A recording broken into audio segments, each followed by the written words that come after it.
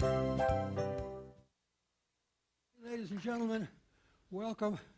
We have a series of stories to tell you on this cruise about the people and the events that have shaped this part of the world. And we're talking about Titanic, of course, because we're going to be sailing right over her grave in a bit. And it's always very interesting when you're at sea on a ship to hear about a ship that sinks at sea. So, we're going to be telling you the story. By the way, I have to make a comment about that. This is a true story.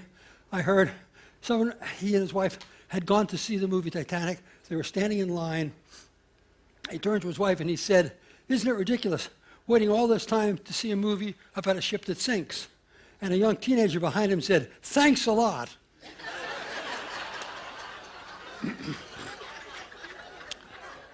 We are going to be telling you the who, what, when, where, and how of history.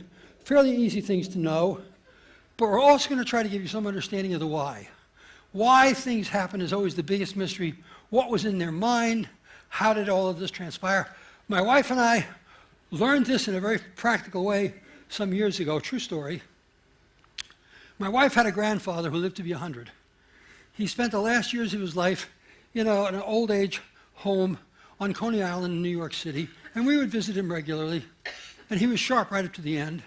And on one of the visits, Carol said to her grandfather, "Grandpa, is there anything we can do for you? Can we take you anywhere?"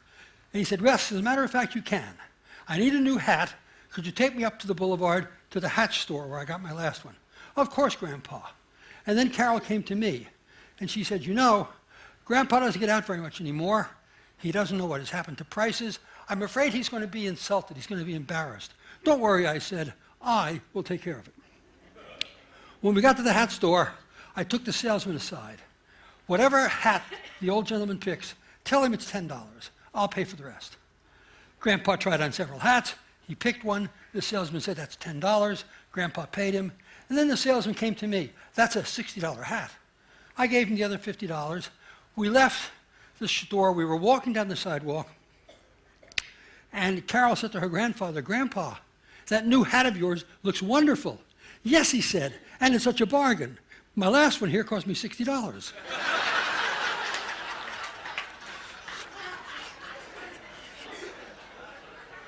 We are talking about a ship which, in its day, was by far the finest ship ever built. From the earliest times when man sailed the oceans, ships sailed when the captain was ready, when the owner of the ship was ready. There were no schedules. They sailed whenever they felt like it, if you will. And they carried only the goods owned by the ship owner or owned by the captain. But the beginning of the 19th century, a new concept arose, a concept known as the packet ship. Packets were ships that sailed on a schedule. They sailed when it would say in the schedule that they would sail. The first significant packet line just after 1800 was the American Blackball Line.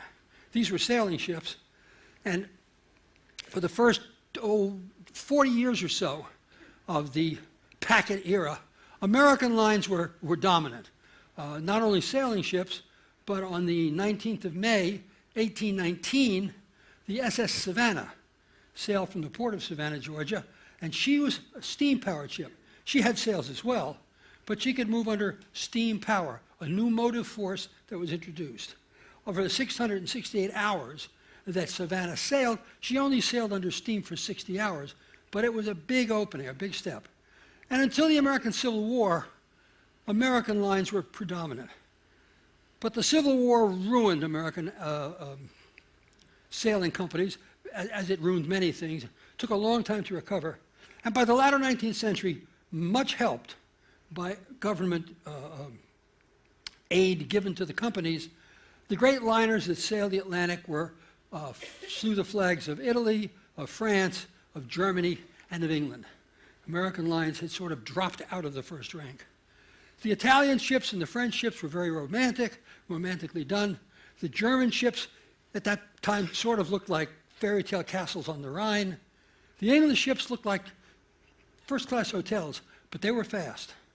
And that was an important consideration. Speed across the ocean made a difference.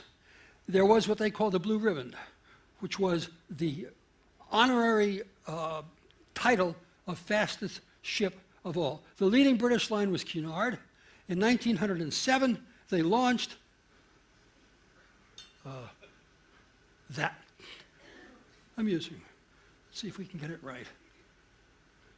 Stay. Okay. That is the SS Mauritania. She was a Cunard ship. She was launched in 1907, and she held the Atlantic Blue Ribbon for the next 29 years. But there was another line in England that was in competition with Cunard, and that line was White Star. It had been founded in the 19th century by Sir Thomas Ismay. It was being run by the early 20th century by his son, J. Bruce Ismay. And his concept was, speed is not as important as comfort. The ships were fast enough, but they emphasized luxury. That was their basis for competition. In 1907, Bruce Ismay authored a plan to take control of the record of the best line on the Atlantic with the launch of 3 sister ships. They would be the largest, the most luxurious, the finest ships ever built. And they were named the Titanic, the Olympic, and the Britannic. Olympic would be first, then Titanic, and then Britannic. And they were built in Belfast at the Harland and Wolff shipyards. The yards still stand today.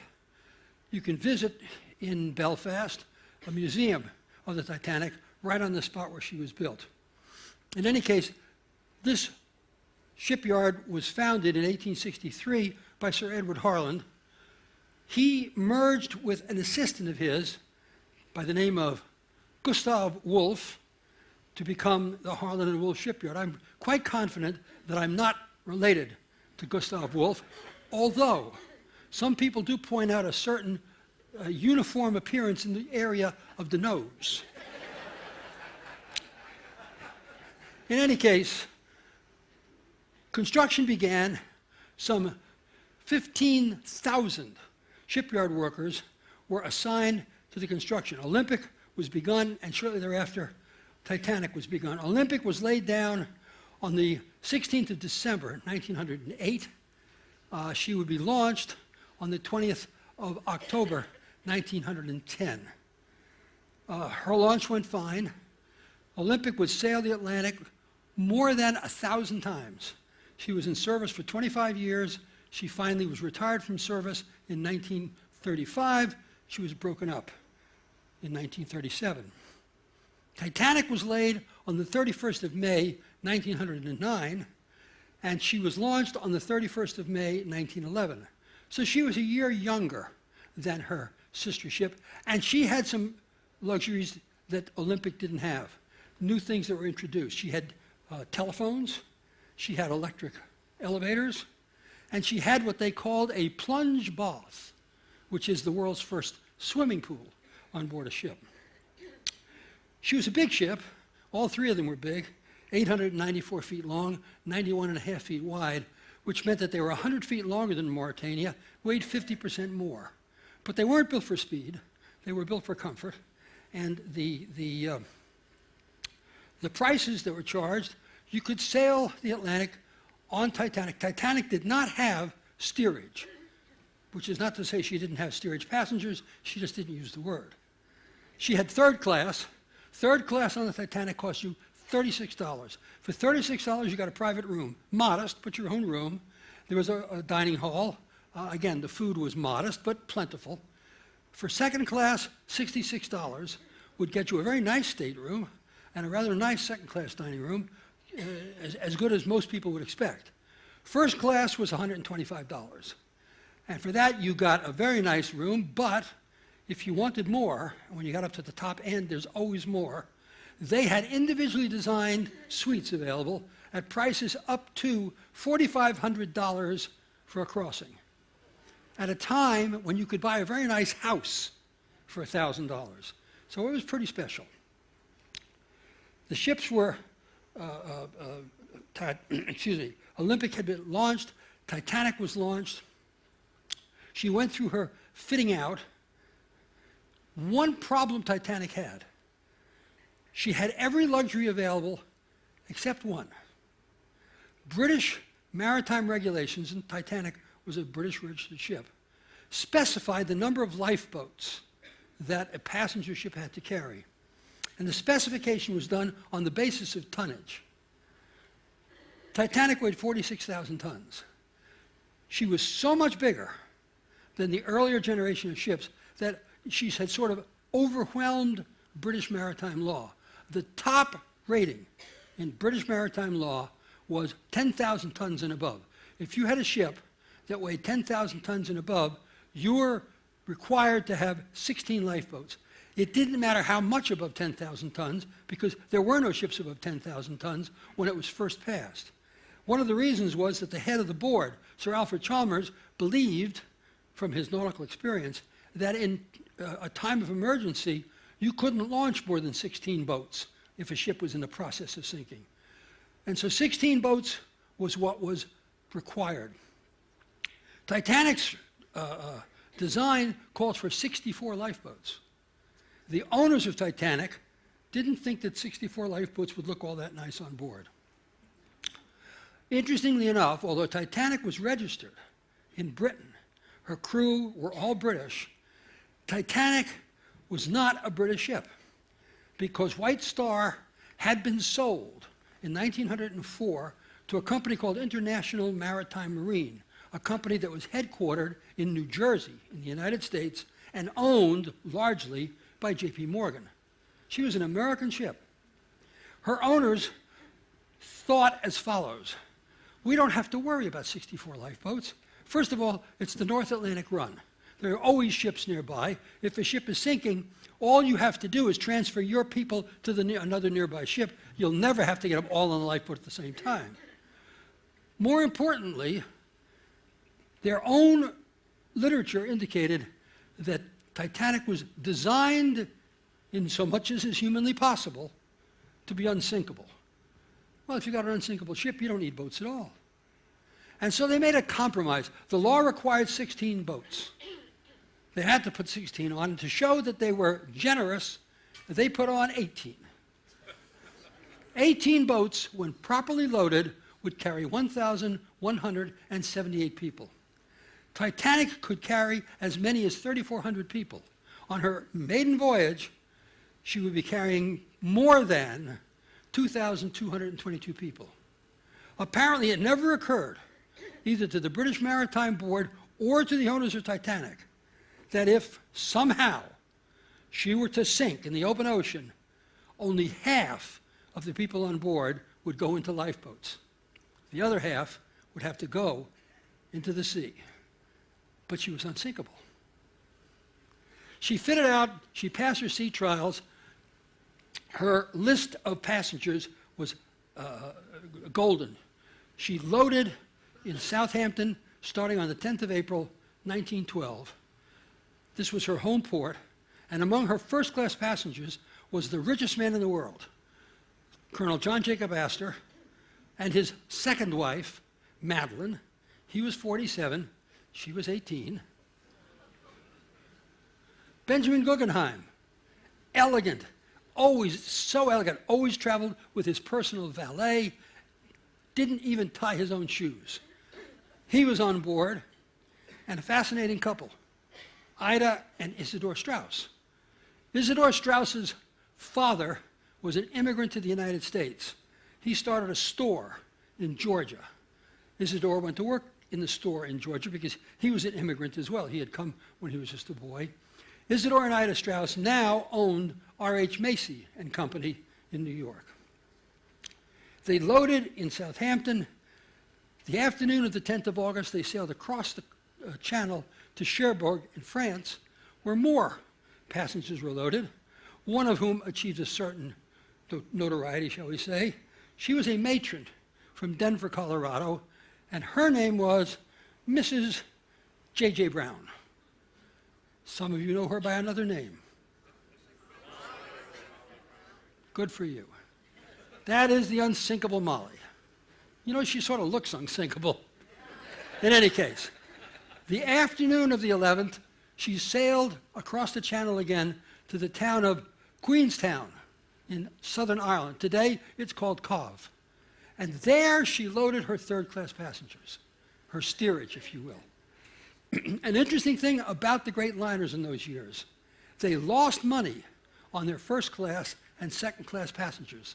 They gave them so much to enhance their reputation that they lost money.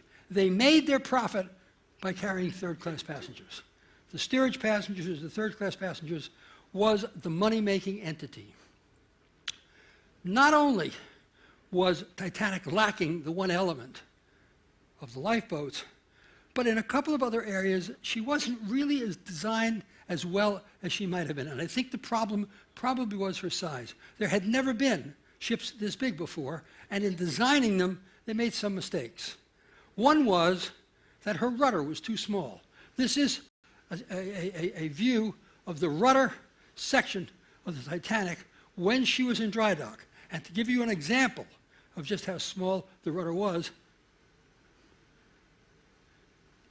that's a man. That's the rudder. It looks big, but when you look at the whole size of the ship, that was a small rudder. Titanic was sluggish in answering the rudder. There was another problem as well. Her propulsion system consisted of two outboard propellers, that's one of them, and one on the other side, driven by reciprocating steam engines, the standard form of steam transport at the time. But she was also using a new concept in steam drive, the steam turbine. And she had a third propeller right there in the center, driven by a steam turbine. In case of an emergency, if the order was ever given, all astern, all three engines would stop, both reciprocating engines and the steam turbine. The two reciprocating propellers connected to the reciprocating engines that could be reversed would reverse. But you can't reverse a steam turbine. At least you couldn't in those days. As a result, that big steam turbine propeller would just be pulled motionless through the water, creating a great deal of turbulence directly in front of the rudder, which was too small to begin with. In other words, in a case where there was an emergency, Titanic would turn even more sluggishly. She sailed the northern route, the so-called North Atlantic Spring route. It's higher, it's farther south, It's farther south than the usual Great Circle route, which makes it about 200 miles longer, but it moves it away from the ice. 1912 was a bad year for ice. Ice coming down from Greenland, ice coming down from the Arctic, was invading the North Atlantic routes. On the 12th, a French ship called the Normandy, not the Normandy that sank in 1943, but an earlier one, struck an iceberg. Damage was minor, her pumps could handle it. Caronia, a Cunard ship, came to her aid in case it was needed. It wasn't. But Caronia noted that there was an ice field 120 kilometers long by 20 kilometers wide, lying north-south, right across the standard shipping route. All the ships at sea that had radios picked up on this information and made the adjustments. One of them that made the adjustment was Titanic. Her captain, Edward John Smith, who was the senior captain of the line, adjusted by moving farther south, not once, but several times, each time just a few miles, to try and ease the problem with the ice. The problem with moving south is that on a Great Circle route of crossing the ocean this way, every time you move south, your route gets longer. Means that your arrival time in New York gets a little later. He wanted to arrive reasonably, to be properly greeted, but he also wanted to be safe. So he moved south, but only a small amount of distance each time. And he kept her speed full, which was 21.5 knots. She was a good 4 knots slower than the Mauretania. There never could have ever been any consideration of Titanic setting a speed record. She wasn't built for speed. She was built for comfort. Icebergs, of course, when you see an iceberg in the summer, in the sun, if you're lucky enough to go to Antarctica and the weather is clear and the sun hits that ice, the ice looks like it's being lit from inside. It's white, it's brilliant, it's easy to see. At night, especially with no moon, ice turns black. It becomes invisible. When you have lookouts posted at night watching for ice, they can't see the ice. What they see are the little wavelets breaking along the ocean surface where the iceberg is moving. They can spot it that way. The only time that doesn't work is if it's a dead calm. In a dead calm, there are no wavelets. Spotting an iceberg gets very, very hard. The night of the 14th of August, 1912, was a dead calm in the North Atlantic.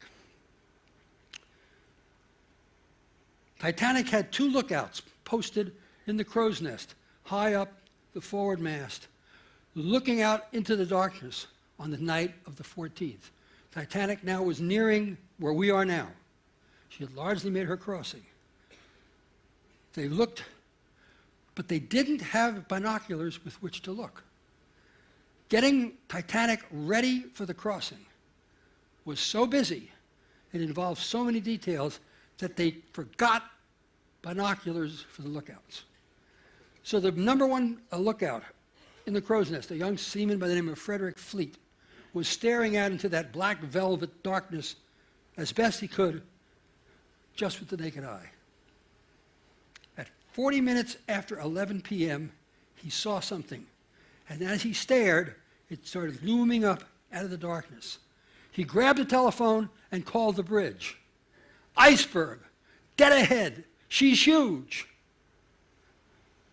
First Officer Murdoch was on the bridge, the captain wasn't. Murdoch did what he'd been trained to do since a seaman. He immediately gave the order, "Hard left, all astern." Seaman Robert Hitchings, who was the wheelman, threw the big Titanic wheel full over to port and locked it there. At the same time, those 3 engines in the stern stopped. The 2 reciprocating engines reversed, and that big steam turbine propeller dragged through the water, stirring up turbulence around the rudder.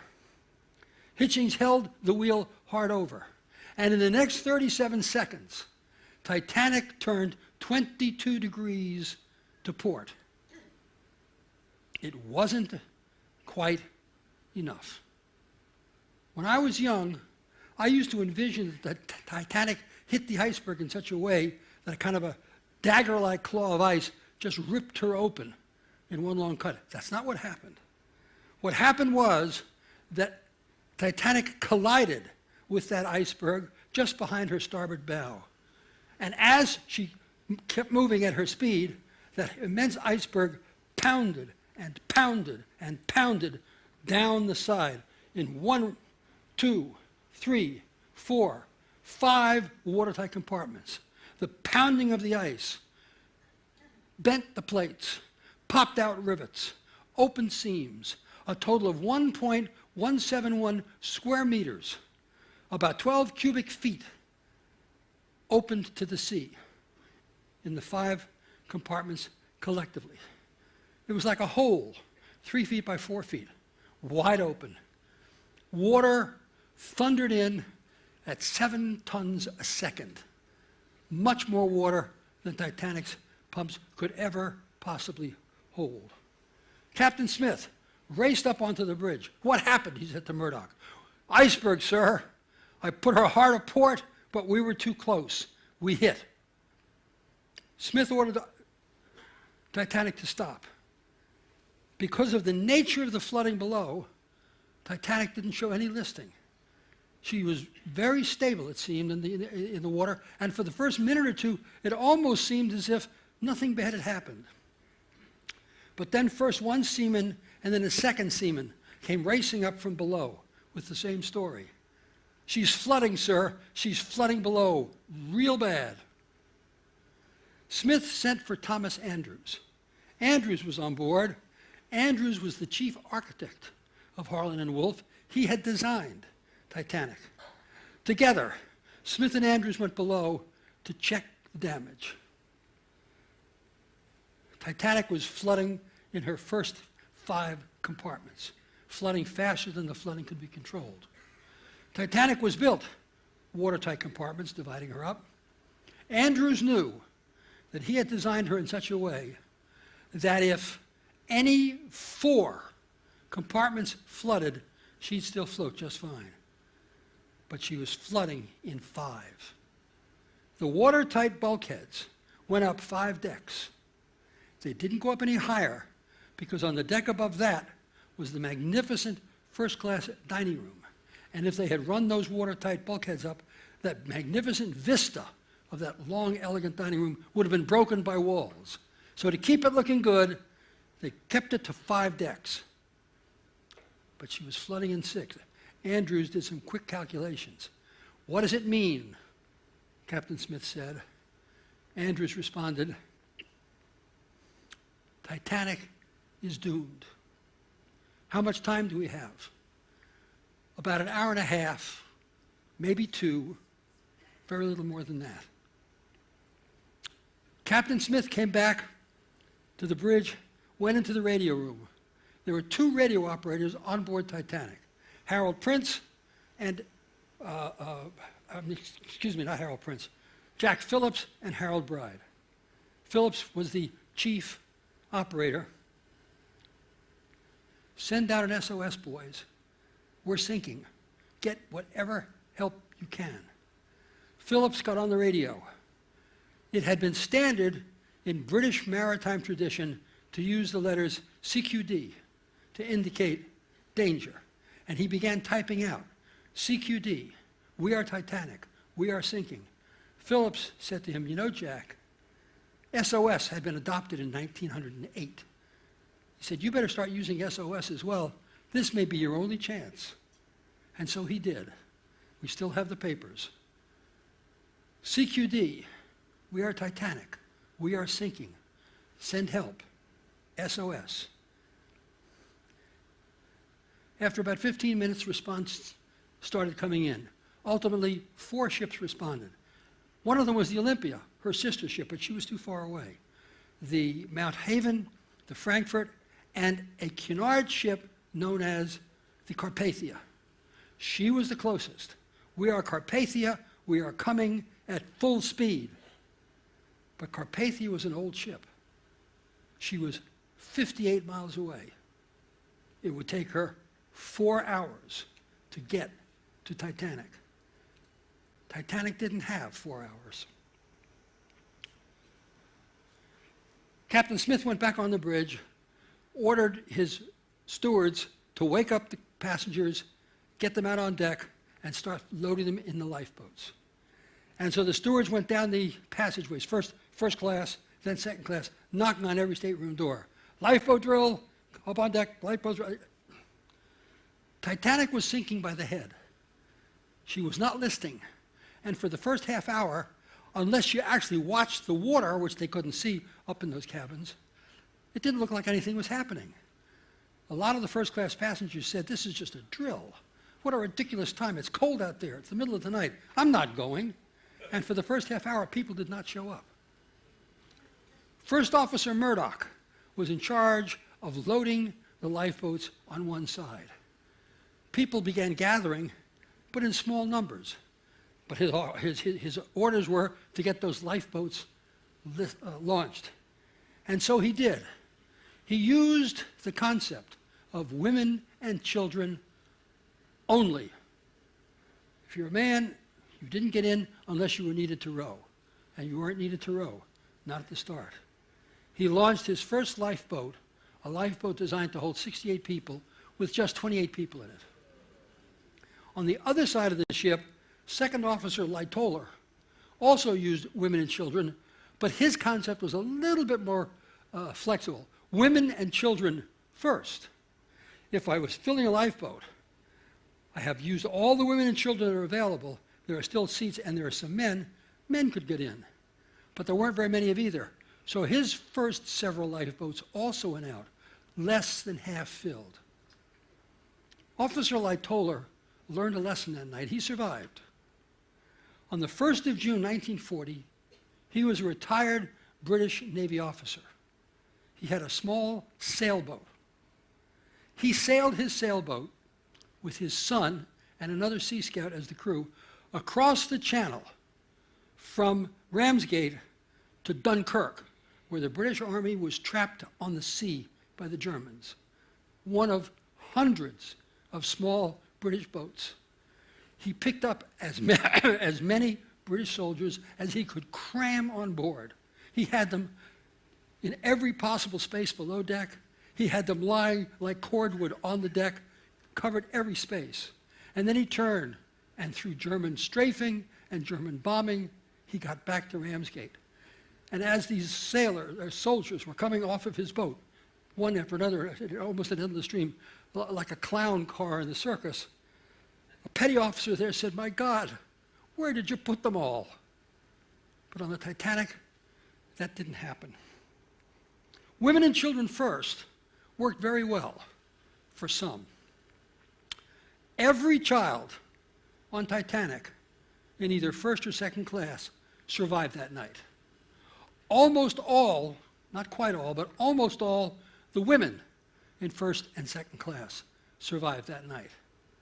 The men didn't do so well. Third class, however, was a very different matter. Third class passenger spaces were down below. And because in those days, class distinction was very important, and they didn't want the wrong people in the wrong place, there were folding steel gates that blocked off third class from rising up through the rest of the ship. And for the first hour the Titanic sank, those gates stayed locked. The people gathered, piled up against those gates, begged the stewards to unlock the gates, tried to break the gates down themselves, but they couldn't. Finally, somebody who had a little more sense sent the order down, and the stewards unlocked the gates. But then they left. There was no direct passway from third class up to the boat deck. It was a very convoluted path. You went down this passageway, up a staircase, back the other way, up another one. Nobody showed third class the way. Most of them never found it. That night, more third class children died than first class men. But so be it. Bruce Ismay was on board. He waited on the boat deck. Thomas Andrews was there as well. Andrews stood watching the boats loaded. Didn't say much. Sometimes women were a little, "Oh, I don't want to go in that one. It looks so cold." "Madam, you must get in the boats." Short of that, he didn't say a word. When the last of the boats was launched, when the ship had no more boats on board, Andrews just simply turned, walked into the first class smoking lounge, and stood looking up at a painting over the fireplace.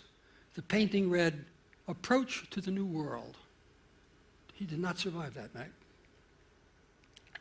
Ismay watched the same way until all the boats were filled, all the boats were launched. The last boat to be launched was number 8. Ida Strauss was in that boat. There were a few seats left. Isidore Strauss was standing on deck, adjacent to the boat.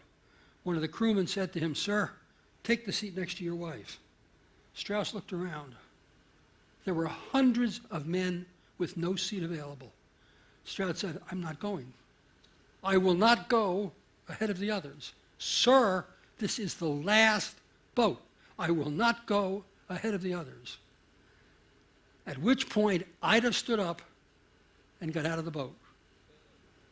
"We have lived our whole lives together. We'll die together." And they did. Benjamin Guggenheim was waiting. No space in the boat for him. So finally, he allowed his valet to put on his life jacket. The valet put the life jacket on. Guggenheim tried it. He said, "I don't like it. It doesn't fit. Take it off." The life jacket was removed. Guggenheim said to the valet, "We shall die tonight as gentlemen in our finest clothes." And they did. Ismay watched until all the boats were launched. He knew that there were 2 collapsible boats on the roof of the officers' quarters forward. Very few people knew about these boats. Ismay walked over to this space where the crewmen were struggling. One of the boats, they never got assembled, but they got the second boat assembled. A number of people were there. They all got on the boat. There was no one else there. There was no one else in sight, and there were empty seats in the boat. At the last moment, Ismay got into the boat. The boat was launched. J. Bruce Ismay survived the sinking that night. When he got into that boat, contrary to stories later, he never drew a gun. He didn't push a woman and child out of the way. He didn't do any nefarious things. He just took an otherwise empty seat. Had he not done that, he would have died that night. As things worked out, I think maybe he would have preferred it. At the hearing, a month later, many of the stories that had been printed about Ismay came up in discussion. All of those stories were false, and virtually all of them were the product of one man. William Randolph Hearst, who was a great newspaper mogul, did not like Bruce Ismay. When Ismay was a young man, he was the agent for White Star Line in New York. He was terribly shy. Hearst wanted his reporters to have easy access. Ismay would hide. He couldn't bring himself to just simply talk to strangers. And so Hearst paid him back with invented stories. And other newspapers picked up his stories and printed them and made up more of their own. When the hearing was held in London on the sinking, one of the witnesses was the chief counsel for the Dock Workers Union, Mr. A.J. Docking. And what he testified to was so startling that Lord Mersey, who was running the hearing, asked him to repeat.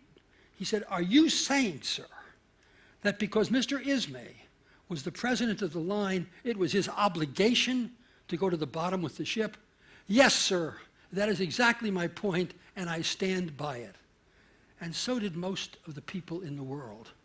Ismay was absolutely ruined with propaganda. They routinely published pictures of him as vile creatures. The line of White Star, someone said, should be a flag of a yellow liver, the liver of a coward. They referred to him in the papers as J. Brute Ismay. No matter what terrible thing you made up, it was believed. He was due to retire from White Star in June of 1913. He offered to stay on and help deal with the Titanic disaster. White Star couldn't get rid of him fast enough. He was forced into retirement. He and his wife retired to a lovely cottage in a place called Costello in Ireland. They lived there for the next 25 years. They would routinely go into London for various parades, inaugurations, etc. Mrs. Ismay and the children would sit in the stands with friends. Bruce would stand down along the curb anonymously and alone. Mrs. Ismay would routinely give dinner parties. Bruce never attended. Every summer, Mrs. Ismay and the children would go to the continent for a lovely vacation. Bruce Ismay never accompanied them. Bruce Ismay finally died in 1937 at the age of 74, but he'd been dead for 25 years before that. One of the things that's always been interesting, a minor point, but an interesting one, is there was an orchestra on board Titanic, a nice orchestra. When the alarm was given and the sinking, the abandoning ship went on, the 8-piece orchestra gathered on deck and began playing music. And for the first hour, they played jazz, peppy songs to get the spirits up. And then, when it was clear that the end was near, they switched over to devotional music. And the question has always been, what is the last song played on the deck of the Titanic? The standard answer has always been, "Nearer, My God, to Thee." The head of the orchestra, a longtime musician, once told his friend, "If I'm ever on a sinking ship, my band will play Nearer My God to Thee as the last piece of music it plays." And a number of the witnesses in the boats reported that Nearer My God to Thee is what they heard.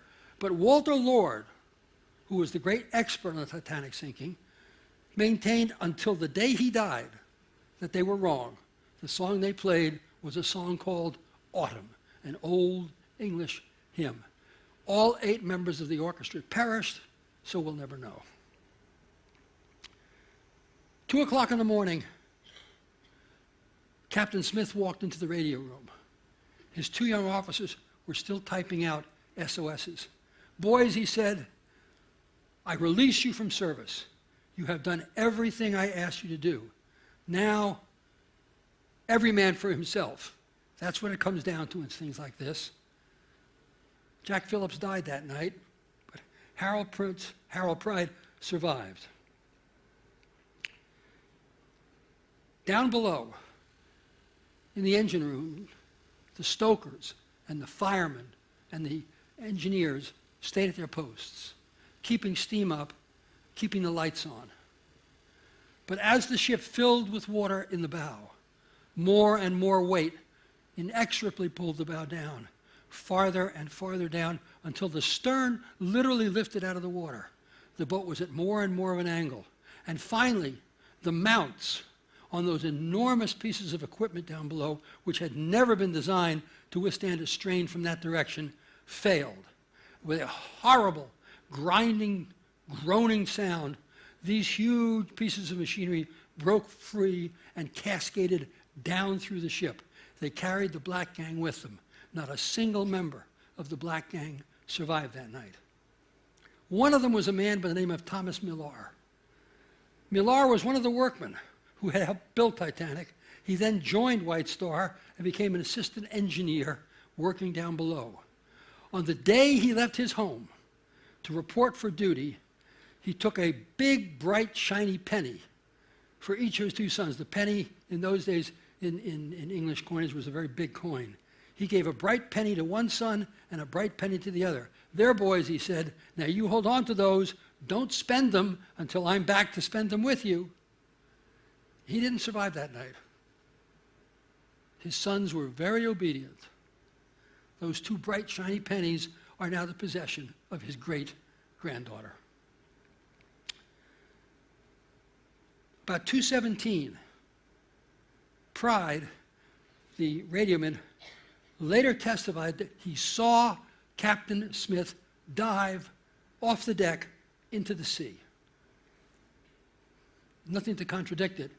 It seems if you saw the movie Titanic, which was historically pretty accurate as far as the sinking itself is concerned, we won't talk about the love story. It shows the captain dying on the bridge. Apparently he wasn't on the bridge, perhaps the only slightly incorrect story. At 2:17, the stern of the ship had risen so high out of the water that the hull literally couldn't withstand the strain. With a terrible, grinding, groaning sound, the hull split between the last 2 funnels. The ship literally broke in half. The front half plunged straight down. The rear half dropped back onto the sea, sat there bobbing while it filled with water, and then sank. The ocean got very quiet. 17 boats floated on that dead, glassy calm. Hundreds of survivors were in the sea in their life jackets. The water temperature was 28 degrees, the freezing point of salt water. At that temperature, you only live for a few minutes. Hypothermia sucks the life out of you. Those 17 boats sat there. The people did nothing.